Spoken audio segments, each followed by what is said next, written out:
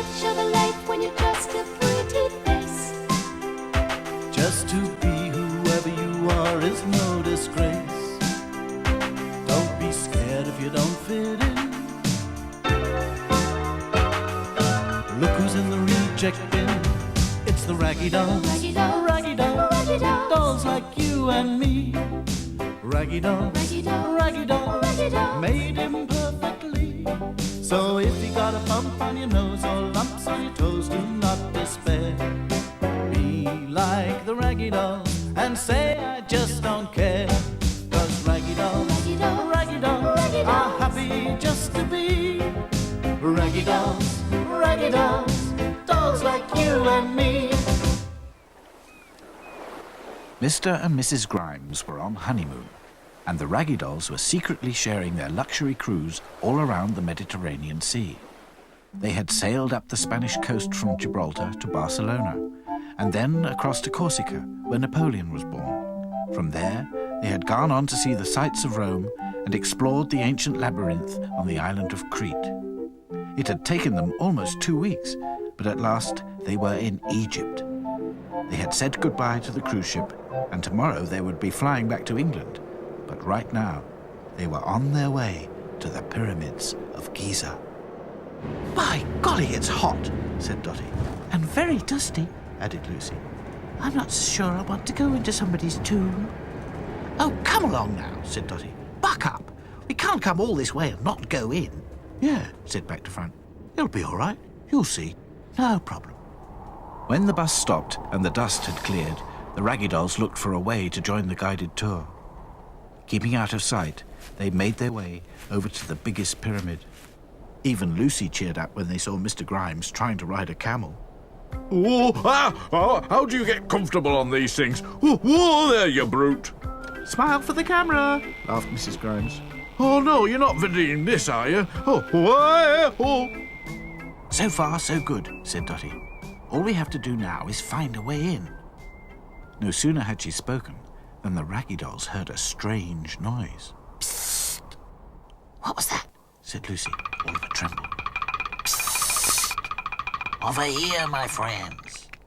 It was a scorpion, with dark flashing eyes and a bright red fez on his head. Are you looking for a guide?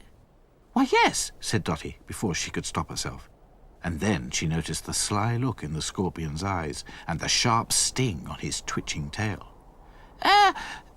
No, not really. We were only thinking of going in. I am a very good guide, said the scorpion. I can show you wonders you have never dreamed of.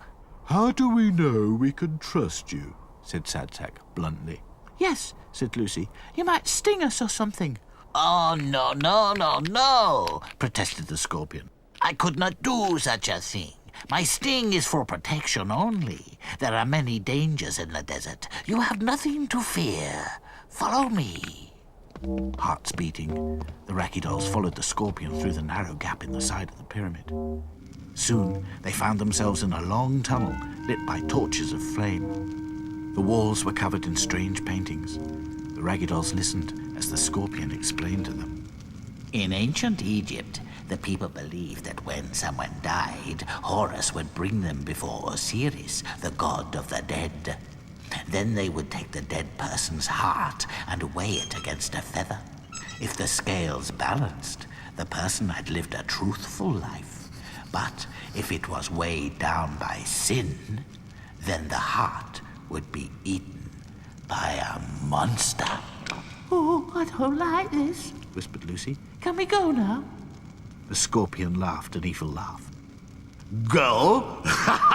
But of course! I hope you have all led truthful lives. So saying, he pulled a hidden lever, and the Raggy Dolls fell through a trapdoor in the floor.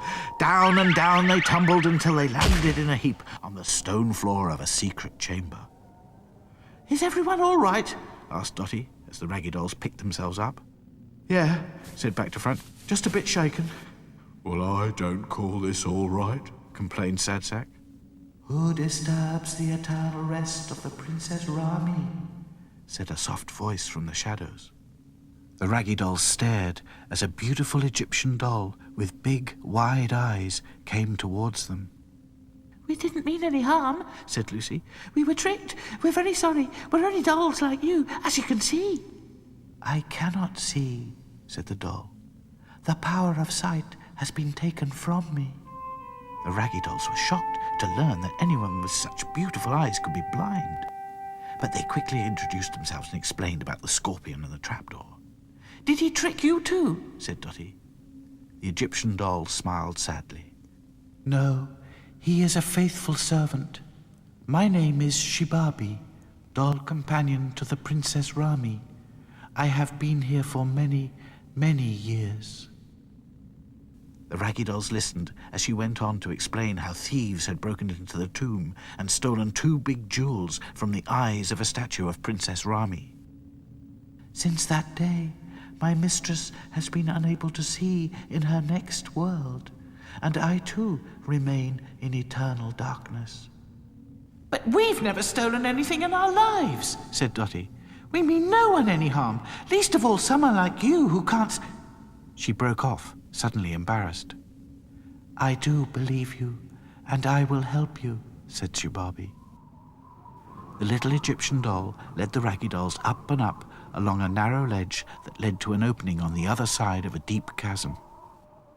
Across this bridge, you may reach the outside world, said Shibabi. I can go no further. The Raggy Dolls thanked her warmly and prepared to cross the bridge. We'd better hold hands, said Back to Front, who was leading the way. Inch by inch, they edged their way across. They were very nearly there when Sadsack slipped. Hang on! Yelled Dotty. I am! Groaned Back to Front. The Raggy Dolls desperately held onto one another in a long line with Sadsack at the bottom. Look, stammered Hi-Fi. There's a ledge. See if we can swing up to it. Wait, called Sadsack. I've found something shiny. Sure enough, stuck in a crack in front of his face were 2 of the biggest emeralds anyone has ever seen. It is good to see the eyes of Rami return to their rightful place, said Shibabi. Now my princess can once again see her way in the next world. The thieves must have dropped them, said Back to Front. But why? Yes, said Dotty. It was very careless of them. Perhaps not, said the scorpion thoughtfully. I seem to recall one of my ancestors managed to sting one of them as they tried to escape. Everyone laughed. I cannot thank you enough, Raggy Dolls, said Shibabi, looking at each of them in turn. But perhaps I can, said another voice. It was the statue. The eyes of Rami were glowing as she spoke. Lucy's knees began knocking. Fear not, little ones. It is in my power to grant each of you one wish. From this moment, each of you may know your heart's desires. The eyes stopped glowing, and the chamber fell silent. The Raggy Dolls looked at one another in amazement. Are you thinking what I'm thinking? Chuckled Back to Front. The others nodded, and in the very next instant, the Raggy Dolls disappeared. It worked, said Lucy. We're back in the reject bin, exclaimed Back to Front. And we don't have to live in the cottage, laughed Dotty. No more suitcases, observed Sadsack. Mr. and Mrs. Grimes have forgotten all about us, sighed Princess. Everything's back to normal, stuttered Hi-Fi. Eh bien, mes amis, said Claude. I suppose that now you could say, the honeymoon is over, n'est-ce pas? Everyone laughed again. The Raggy Dolls had all wished for the same thing, just to be themselves again, no matter how imperfect. Raggy dolls, dolls like you and me. Raggy dolls, made imperfectly. So if you're not at ease with your knobbly knees and your fingers are all thumbs, stand on your 2 left feet and join our Raggy Doll chums. 'Cause Raggy dolls are happy just to be Raggy dolls,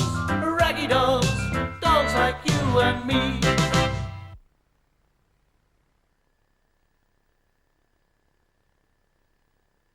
One, two, three, four. Please read us. Once upon a time, there was a very dear old bear who had some very dear friends. They loved to play together and to gather round to listen to their favourite stories. You can join them every Wednesday at 10 to 4 on CITV. Everyone loves Old Bear.